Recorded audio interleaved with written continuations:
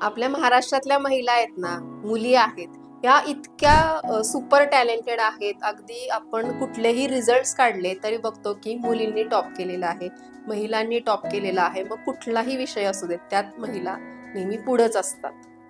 पण life changing होताना एक असा पार्ट येतो ना की तिथे आपण स्टक होऊन जातो आणि आपल्याला फॅमिली ही प्रायोरिटी द्यावी लागते, किंवा असे काही आपल्या लाईफमध्ये इन्सिडेंट होतात की आपण फक्त घरातनं बाहेर पडू शकत नाही. आपण आपल्या रिस्पॉन्सिबिलिटींना प्रायोरिटी देतो. मग आपण जे शिकलेलो असतो, जो अभ्यास केलेला असतो, जी आपली तडफड असते की मला काहीतरी बनायचं आहे, मग आपण स्टक झालेलो असतो. मग ह्या स्टेजला आपण काय करू शकतो की आपल्याला सेकंड सोर्स ऑफ इन्कम जो आपण घरात बसून आपण मिळवू शकतो, असा आपल्याकडे एक पर्याय आहे, तो म्हणजे शेअर मार्केट. एक तुम्हाला खरी फॅक्ट सांगेन की केरळामधल्या ज्या महिला आहेत, ह्या सगळ्यात जास्त शेअर मार्केटमध्ये ट्रेडिंग करतात.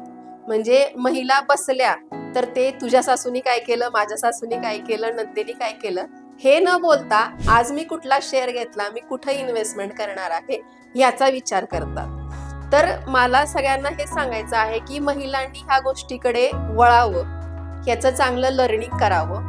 ते अनालिसिस करून, रिसर्च करून, एक कन्सिस्टन्सी ठेवून तुम्हाला चांगला सोर्स तुम्ही निर्माण करू शकता, हे त्यांनी पाहिलं पाहिजे.